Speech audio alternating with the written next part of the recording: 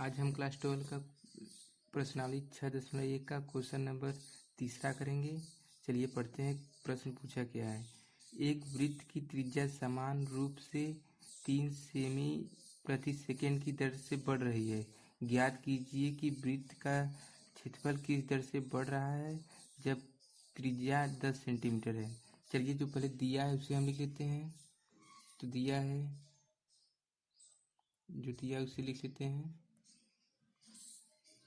हमें यहाँ पे दिया है कि उसकी त्रिज्या इतने की दर से बढ़ रही है, मतलब समय के सापेक्ष बढ़ रही है, इसलिए यहाँ टी के सापेक्ष बढ़ रही है।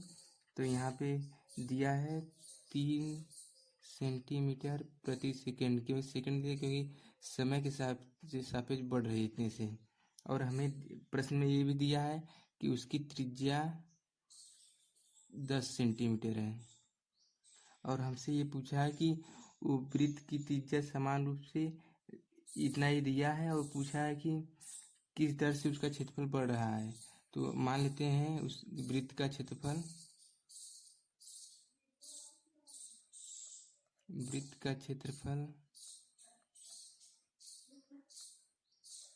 कैपिटल ए है। और हम जानते हैं वृत्त का क्षेत्रफल क्या होता है, pi r square. Pi r square होता है। तो यहाँ से और कितनी दर से बढ़ा है ये निकालना है, तो हम यहाँ देखेंगे। तो यहाँ पे हो जाएगा D A by D T equal to हो जाएगा, इसका हम समय के सापेक्ष अवकलन कर देंगे। तो यहाँ पे हम आगे चल के देखते हैं, इसका हम अवकलन करेंगे तो यहाँ इंटू हो जाएगा और घट जाएगा। तो यहाँ पे हो जाएगा 2 पाई आर और टी के सापेक्ष है इसलिए D R by D T हो जाएगा। और D R by D T हमें ये प्रश्न में दिया है, तो इसका वैल्यू रखेंगे और आर का मान भी दिया है। तो यहाँ से हम रखेंगे 2 पाई, आर का मान 10 दिया है तो 10 रख देंगे। और यहाँ पे D R by D T का मान भी दिया है तो यहाँ पर रख देते हैं। तो ये किसके बराबर है, D A by D T. तो यहाँ पे हो जाएगा, देखिए इंटू करेंगे, 3 दूना 6 और 10 से करेंगे 60 पाई हो जाएगा। तो यहाँ से हमें मिल गया D A by D T equal to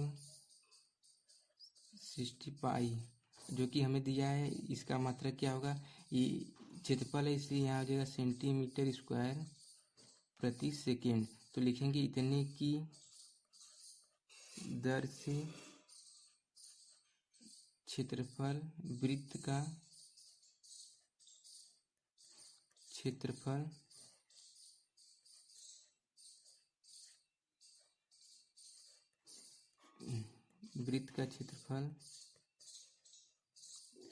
बढ़ रहा है। क्यों बढ़ रहा है, क्योंकि ये इसका मान प्लस में आया इसलिए ये इतने की दर से बढ़ रहा है। यही हमारे क्वेश्चन में पूछा था, यही आंसर है। चलिए अब हमको प्रश्न नंबर 4 करेंगे 6.1 का। चौथा दिया है क्या, पहले प्रश्न पढ़ लेते हैं।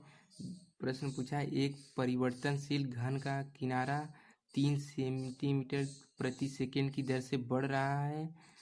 घन का आयतन किस दर से बढ़ रहा है जबकि किनारे 10 सेमी लंबाई है।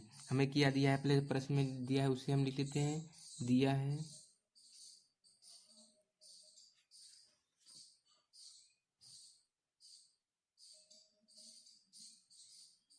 जो दिया है उसे लिख लेते हैं। एक दिया है, एक परिवर्तनशील घन का किनारा। घन का किनारा यानी कि उसका जो है भुजा मान लेते हैं। माना घन की किनारे की भुजा इस्माइली है। तो यहाँ पे हमें दिया है इसकी भुजा 3 समय सेकंड से घट रहा है, बढ़ रहा है। तो यहाँ लिखेंगे 3 सेंटीमीटर प्रति सेकंड। यहाँ टी के सापेक्ष है इसलिए सेकंड हो गया। यहाँ इसका मान है भुजा इतना, तो यहाँ पे ये हो गया। अब चलिए आगे करते हैं। और क्या दिया है, और दिया है इसके किनारे की लंबाई कितना है, ये भुजा की लंबाई दिया है 10 सेंटीमीटर। 10 सेंटीमीटर दिया है। तो हम अब आगे करते हैं, पूछा क्या है, प्रश्न पूछा घन का आयतन किस दर से बढ़ा है। हम जानते हैं घन का आयतन क्या होता है। घन का आयतन